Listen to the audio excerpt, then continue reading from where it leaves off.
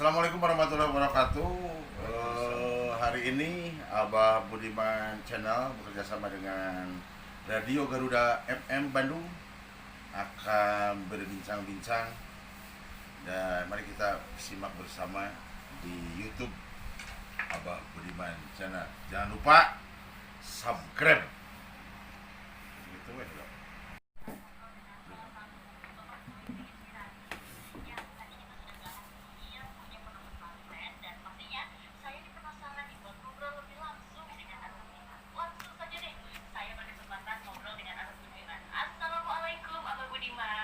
Waalaikumsalam warahmatullahi wabarakatuh.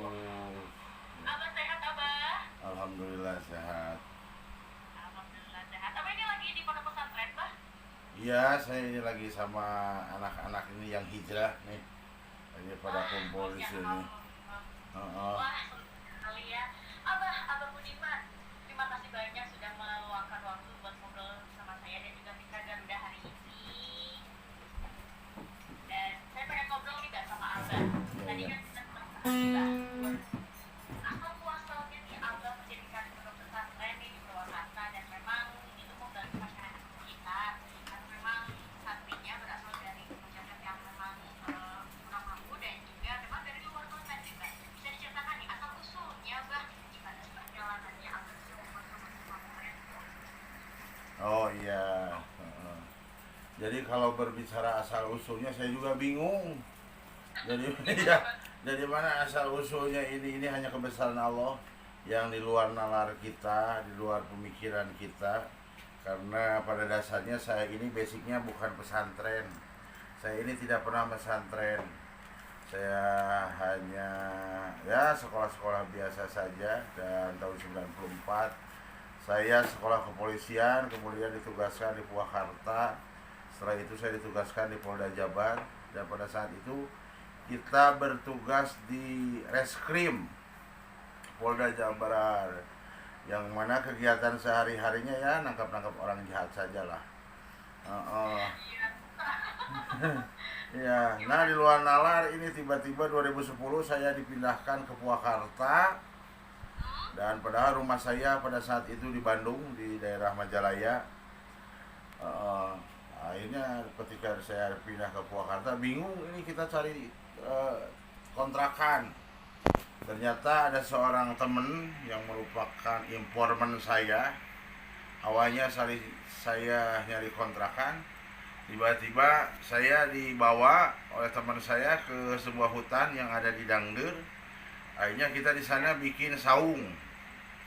Nah, setelah bikin saung itu, kita tinggal di sana. Awalnya dicuriga sama masyarakat karena penampilan saya yang pada saat itu rambut saya gondrong, jenggotnya panjang. Ya dicuriga. Waduh, metal ya, Bah, ya? Metal banget. Dicuriga. Saya dicuriga sebagai pelaku kejahatan. Akhirnya masyarakat berbondong-bondong ke sana. Awalnya menanyakan saya dari mana asal usul saya dan apa tujuan datang ke sini. Awalnya saya tidak mengaku polisi karena saya ada pekerjaan. Karena terdesak dengan lingkungan, akhirnya saya barulah beberapa saat kemudian saya mengaku bahwa saya ini adalah seorang polisi. Masyarakat kaget, kok polisi gini kayak garong gitu. Ya karena mungkin dengan penampilan saya. Akhirnya saya ceritakan saya lagi ada tugas ini. Terus, ya, terus masyarakat akhirnya mengenal lebih dekat dengan saya. Akhirnya tiap malam ngobrol dengan bapak-bapak. Ada 5 orang bapak-bapak yang notabene adalah mereka itu petani. Tapi mereka itu setiap malam nemenin saya. Ternyata tidak sekedar menemani, ternyata ada keinginan sama saya itu. Keinginannya saya sholat. Ingin melihat saya sholat, karena saya pada saat itu saya tidak suka sholat ya. Tidak suka sholat. Akhirnya permintaan bapak-bapak yang 5 itu saya tolak.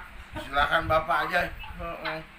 Iya, ditolak. Silakan aja bapak aja yang sholat, saya menantilah sholatnya gitu. belum suka gitu. Ya, ya. Akhirnya bapak-bapak yang 5 itu akhirnya tidak datang lagi ke tempat kita. Cek bahasa Sundana punung lah. Punung. Pundung ya, arah gitu ya. Kok orang teh gini disuruh sholat malah marahin gitu, marahin mereka gitu. Akhirnya nggak datang. Setelah itu barulah datang anak saya yang dari Cikampek, waktu itu usianya baru 6 tahun, datang ke saung saya, tidur di tempat saya. Akhirnya pada saat mau pulang, mau diantarin sama ibunya, anak saya ngomong, "Bah, saungnya sekurang satu, kurang apa dek? Nggak ada tempat sholatnya," ya gitu. Nah, di sanalah baru kepikiran sama saya, oh mungkin saya ini udah waktunya harus sholat. Ya. Ketika itu saya ada berkeinginan untuk sholat, tapi saya ingin meminta maaf dulu ke orang tua saya, ingin ngobrol lah. Akhirnya saya pulanglah ke Majalaya, ngobrol dengan ibu saya. Kata saya teh ke ibu saya, "Ma, hidup saya teh udah capek gini-gini terus." Ibu saya marah pada saat itu sama saya. "Iya, tuh kamu teh kelakuan gitu-gitu aja. Yang bagaimana nanti kalau kamu itu nurun kepada anak kamu? Terus mau kamu apa?" kata ibu saya. Terus saya jawab, "Mak, saya teh mau tobat."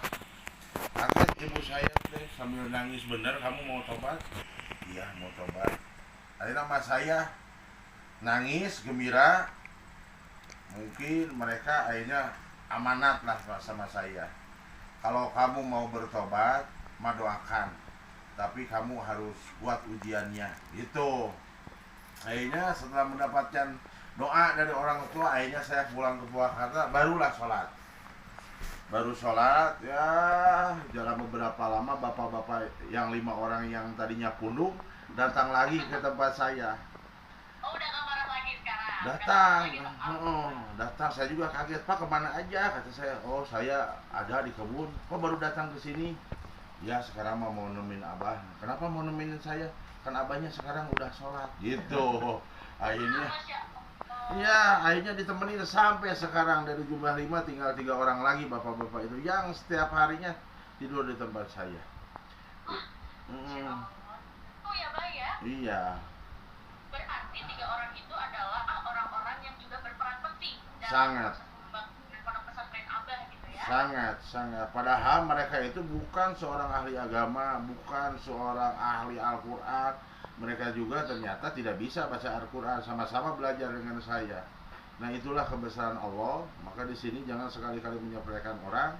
Buktinya saya diajak sholat itu bukan oleh seorang kiai, bukan oleh seorang ustadz, tapi yang mengajak sholat itu hanya petani yang benar-benar untuk urusan agama juga lah, sama-sama dengan saya, sama belajar. Nah, di sela-sela itulah kita berjalan sholat terus. Akhirnya bapak-bapak yang 5 orang itu, akhirnya setelah saya melaksanakan sholat, akhirnya ada lagi permintaan sama saya. Apa itu, Pak? Iya, katanya gini, "Abah kan sekarang sudah sholat. Bagaimana kalau kita tambahin lagi?" "Tambahin apa?" kata saya teh. Kata bapak-bapak di sana itu, "Bagaimana kalau nanti malam Jumat kita bangun tengah malam, terus kita berdoa lah, sholat tahajud, berdoa sama Allah sambil apa yang diinginkan sama abah, memohon sama Allah. Ayo," kata saya. Akhirnya kita lakukan setiap malam Jumat. Nah, sudah beberapa lama setelah malam Jumat itu, barulah ada gosip bahwa di sini ada aliran sesat dipimpinnya oleh polisi namanya Abah Budiman. Gitu. Memang berliku-liku ya, Bay? Sangat beriknya. Sangat berliku-liku sekali. Akhirnya 2012 tempat saya diserang. Saung saya diserang, bapak-bapak yang 5 itu digebukin. Pokoknya mah hancur lah semua tempat saya itu. Tapi pada saat itu untungnya saya lagi nggak ada di sana. Saya lagi pulang ke kampung, ke ibu saya, ke Majalaya. Saya tahu-tahu tempat saya diserang, ada yang nelpon, saya suruh pulang karena tempat saya diserang, karena saung saya diserang. Akhirnya kita pulang dari Purwakarta ke sini, hancurlah semua, saung hancur, bapak-bapak yang kakek-kakek ininya pada hijau, digebenyol, digebukin. Terus gimana bisa menengahi atau menyelesaikan sampaikan gitu. Kan saya ingat omongan emak. Kata emak teh kalau kamu mau bertobat, kamu harus kuat ujiannya. Oh, mungkin ini adalah ujiannya, gitu. Itulah yang saya pikirkan. Jadi pada saat itu walaupun saya polisi, saya tidak melaporkan ke teman-teman saya bahwa tempat saya diserang, tapi saya hanya merenung ingat daripada omongan ibu saya saat itu. Oh, mungkin ini adalah ujiannya. Terus apa yang harus dilakukan oleh saya pada saat itu? Untuk membuktikan bahwa saya ini bukan aliran sesat, tidak mungkin kan saya harus ngomong ke masyarakat bahwa saya ini bukan aliran sesat. Saya tidak berbicara seperti itu. Akhirnya saya hanya memohon sama Allah, ya Allah jadikan tempat ini tempat ibadah, ya Allah jadikan tempat ini tempat ngaji anak-anak. Itu yang dimohon sama Allah. Ternyata dengan kebesaran Allah, ya kita bikinlah tempat pengajian. Yang mana pengajian ini kurang lebih sekarang itu santrinya udah 200 orang, yang di dalamnya anak yatim dan duafa, dan semua ini adalah gratis, tidak dipungut biaya. Itu ceritanya. Jadi memang untuk mendirikan pondok pesantren yang Abah dirikan sekarang ini memang perjalanannya luar biasa panjangnya ya Bang ya, dan berkelok-kelok. Sangat luar biasa sekali. Wah, ya itulah perjalanan, banyak diuji sama Allah Subhanahu wa taala, dan alhamdulillah semua ujian itu adalah keberkahan bagi saya, sehingga saya bisa mendidik santri saya sejumlah 200 orang, di mana di dalamnya ada sekolah formal juga, ada SMP, ada SMA, dan alhamdulillah lah sekarang ini berjalan dengan lancar.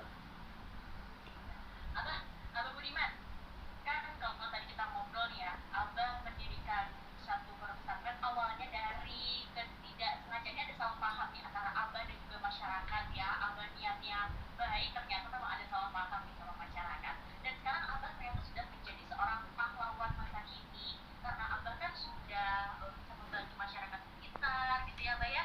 Dan saya juga punya nih kenalan yang kayaknya suka juga sama Abah, dan memang suka bercerita nih gitu ya tentang Abah membantu masyarakat sekitar gitu ya. Kemudian Abah juga mengadakan satu acara yang memang masyarakat sekitar.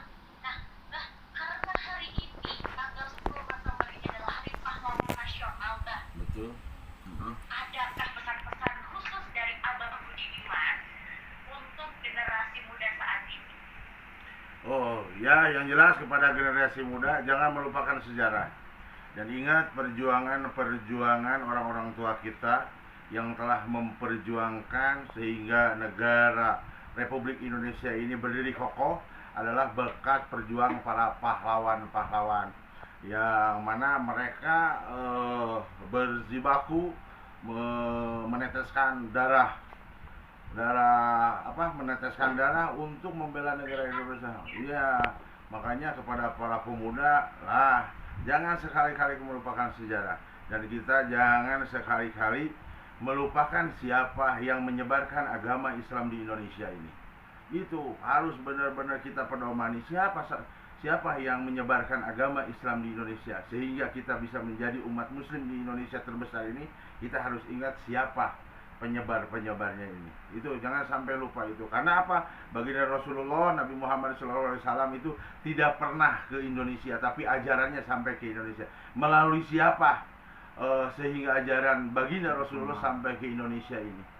Itu makanya jangan lupa sampai bersama dengan sejarah. Saya paling senang dengan sejarah. Saya sangat menghormati para pahlawan, dan saya juga alhamdulillah sekarang merekrut para preman-preman ya, mereka mungkin masa lalunya kebablasan, dan alhamdulillah sekarang ini kita rekrut. Ini buktinya di sini ada nih. Waalaikumsalam warahmatullahi wabarakatuh. Sehat teteh. Alhamdulillah sehat. Sehat-sehat di sana ya, dan juga sama semua teman-teman yang ada di sana, santri-santri di sana sehat-sehat Ya, amin teteh. Teteh juga sehat ya teh ya. Insyaallah. Terima kasih Ya, sama-sama teh. Ya. Abah Budiman, terima kasih banyak sudah Siap. ngobrol. Ini terakhir Mbak, Ya. apakah Abah kan sudah menjadi seorang pahlawan masa kini ya? Amin. Artinya ada generasi muda yang pengen kayak Abah mendirikan pondok pesantren, berbuat baik pada masyarakat, pokoknya positif sekali hal yang Abah lakukan. Ada nggak sih tips-tipsnya nih Mbak untuk masyarakat agar bisa nih menjadi seorang pahlawan masa Jadi gini prinsipnya mah, manjada wajada. Kita kalau ada keinginan itu harus sungguh-sungguh fokus. Itu. Jangan sampai kita ini sebagai generasi muda cemen lah. Ya, ada sedikit gangguan ini cemen. Wah, ini harus kita tegak, kita maju terus ke depan. Ya, bahkan saya juga sangat mendukung sekali ketika ada muda pengen mendidikan ini, saya yang paling terdepan yang akan mendukung mereka. Itu. Saya yang paling terdepan. Iya. Gitu. Jadi jangan ada mental cemen, kita harus berdiri tegak, maju terus, manjada wajada. Kalau dengan bersungguh-sungguh pasti akan tercapai satu tujuan. Itu aja. Berarti mental ya Bang? Mental. Mental. Siap. Ya, betul. Oke. Abang Budiman, terima kasih banyak Siap. sudah ngobrol sama saya dan juga Mitra Garuda hari ini. Amin. Saya doakan semoga para pesantren Abang terus maju, terus berkembang dan pastinya Amin. banyak santri-santri ya Bang. Amin. Alhamdulillah. Abang Budiman, Mas adalah Siap. salam buat santri-santri dan juga keluarga di rumah Abang. Siap. Terima kasih. Waalaikumsalam warahmatullahi. Ya. Kita muter hadir. Set.